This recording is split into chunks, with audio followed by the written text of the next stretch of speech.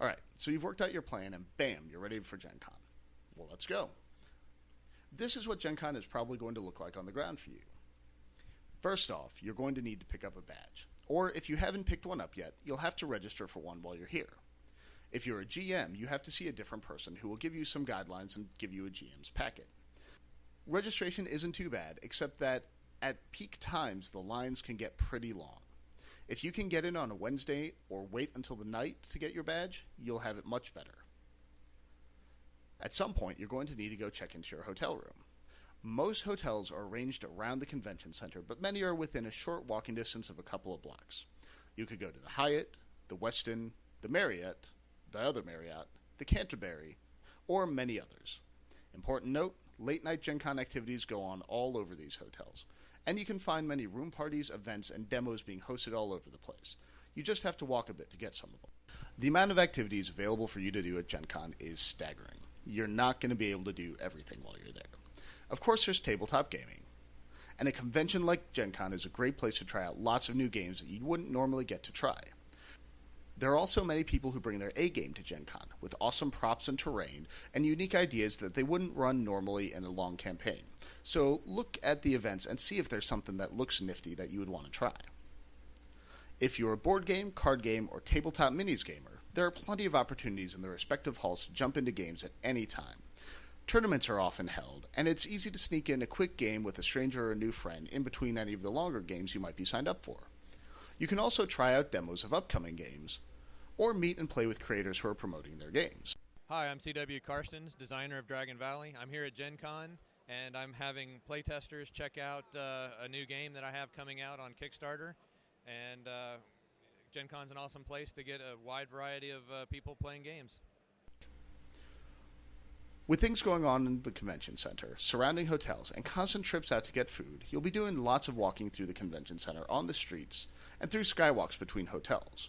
There are a lot of fun things to see along the way. You can always find something fun to do for a few minutes in between other things, like card stacking, listening to musicians, playing quizzes, or doing paint and takes.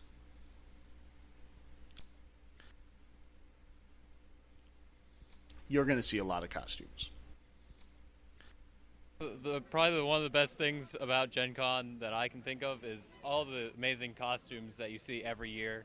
People love to make and show off their costumes, and it's definitely acceptable to ask to take a picture of people who have nifty costumes.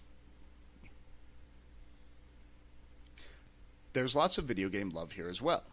You could jump into a game of Artemis, the spaceship crew simulation game. You could play some BattleTech in incredibly realistic pods. Or you can just drop into the video game area and play some games while you're looking for something else to do. Hi, you're learning about Gen Con, I guess, so this is the place you come to destroy your friends in very, very old arcade tournaments. Gen Con has a lot of fun interactive games as well. You could jump into True Dungeon or Terrorworks, a live-action airsoft first-person shooter. If you want to do Gen Con in style, you could get what's called a very important gamer badge and get access to a VIG lounge. With this, you get access to a lot more impressive swag, a place to sit down, and access to many other areas. Even if you don't opt for a VIG badge, you still have access to a lot of great services. Lost and Found helped me recover everything I bought and left behind on Sunday. And it's always good to know where the first aid station is. There's a business center if you just need to print off a few more things for a game you're running. With things being so spread out, headquarters are set up in official hotels to help people out. Anywhere there's a large number of activities going, you'll usually find an HQ there.